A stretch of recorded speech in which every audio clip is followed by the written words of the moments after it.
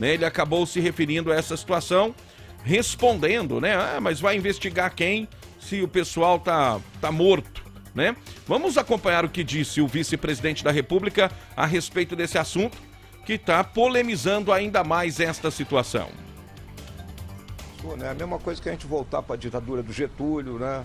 Então, são assuntos já escritos em livros, né? Debatidos intensamente, né? Passado, faz parte da história do país.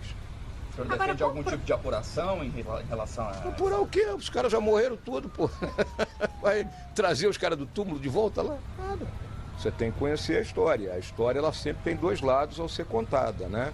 Então, vamos lembrar, né? Aqui houve uma luta, né, dentro do país contra o Estado brasileiro por organizações que queriam implantar a ditadura do proletariado aqui, não é? Era um regime que na época atraía, vamos dizer assim, uma quantidade grande da juventude brasileira e também parcela aí da sociedade, mas que perderam essa luta. Houve excessos? Houve excessos, de parte a parte.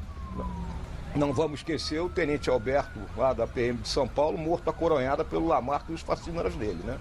Então, toda vez que há uma guerra, a coisa é complicada. Vocês estão vendo agora no conflito lá na Ucrânia, né, todas as coisas que estão acontecendo lá. Então é lamentável isso aí. Está aí o vice-presidente da República se referindo a esta situação e está sendo muito criticado por desprezar, né, da forma com que ele respondeu aquilo que as vítimas da ditadura passaram. Os ministros do Supremo Tribunal Militar tinham conhecimento sobre as torturas cometidas no período da ditadura no Brasil. O fato é comprovado por áudios gravados nas sessões, tanto as secretas quanto as públicas, disponibilizados em 2017 e que vieram à tona no último domingo.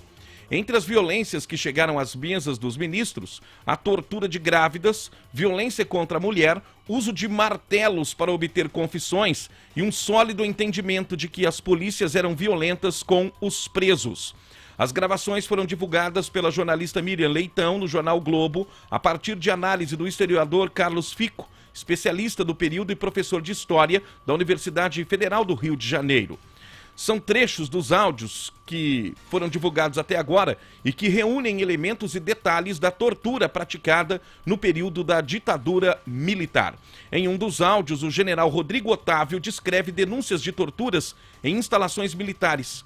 Em 24 de junho de 1977, por exemplo, um áudio de 3 minutos e 48 segundos expõe como mulheres grávidas foram violentadas, o que levou até a um aborto. O general Rodrigo Otávio narra durante sessão para apelação 41.048 que José Roberto Monteiro denuncia que fora torturado e por isso negou confissões que havia feito sob aquelas condições e que o mesmo também aconteceu com sua mulher, Nádia Lúcia do Nascimento. Na voz do general, descreve-se o que aconteceu com Nádia. Sofreu um aborto no próprio Códói em virtude de choques elétricos em seu aparelho genital. Olha, é muito fácil para quem tem uma arma na mão, né? Para quem tem o poder da bala, submeter qualquer outra pessoa ao sacrifício, né? E sessão de tortura é algo deplorável.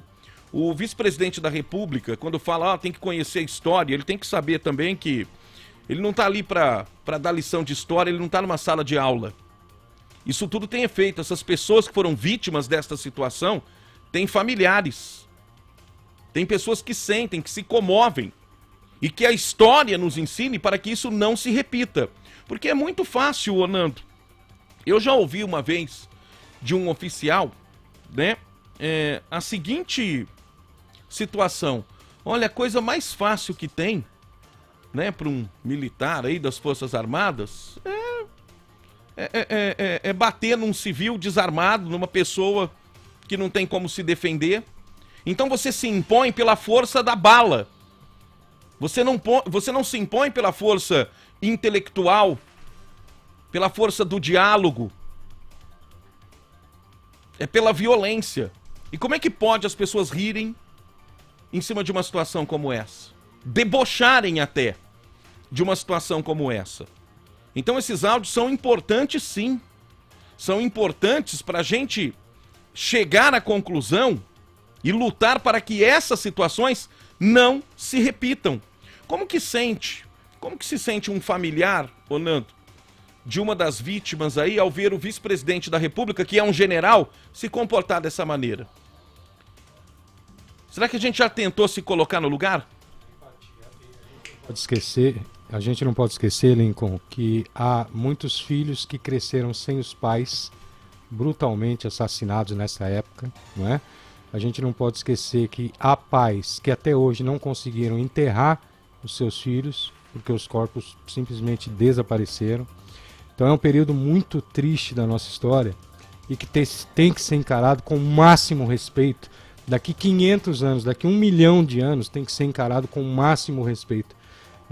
Porque vidas, muitas delas, se perderam dentro daqueles porões do DOI-CODE.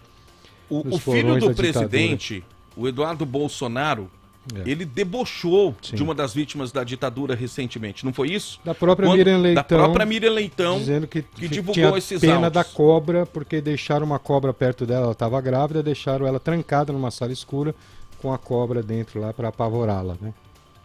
Então olha o tipo de gente que está no poder hoje. Olha o tipo de gente que, sentida qualquer ameaça de perder o poder, de perder a caneta, se porta dessa maneira. Para um episódio pior, e acho que nada pode ser pior do que o filho do Bolsonaro fez, não é isso? Desprovido de qualquer sentimento, de qualquer empatia. O que pode ser pior? Confissão a marteladas, como acontecia?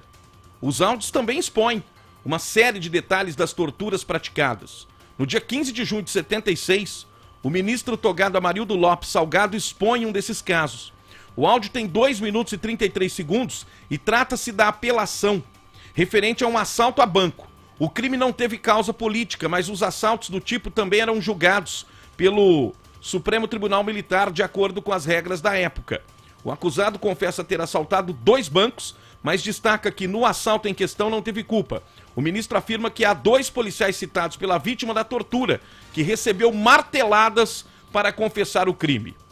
É o seguinte, é que ele alega que para fazer essa confissão na polícia, ele assaltou 2 bancos, mas esse ele não podia porque estava preso, informou o oficial à época. Quer dizer, o cara levou tanta martelada que confessou um crime que não cometeu. Que é isso, gente? Como é que pode defender um comportamento... Como é que pode rir como o Mourão? O Mourão, Nando, tem sempre um posicionamento mais ponderado.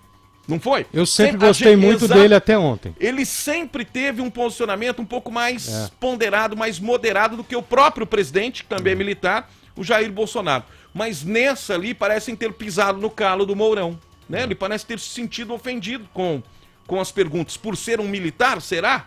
Pode ser. Por qual outra razão? Vamos esquecer o passado. Vamos esquecer o... Ô, Nando, eu torturei seus avós, né? Matei seus avós, ou, né, submeti seus avós ao sacrifício, à tortura. Mas, ô, Nando, tá tudo bem, vamos seguir a vida aqui, viu, entre nós. Pelo amor de Deus. Que é isso? Agora são 7h14. 7h14 da manhã, a pergunta tá aí. Você acha que os áudios envolvendo a ditadura merecem abertura de investigação? Sim, em respeito às vítimas. Não é coisa do passado, como disse o vice-presidente.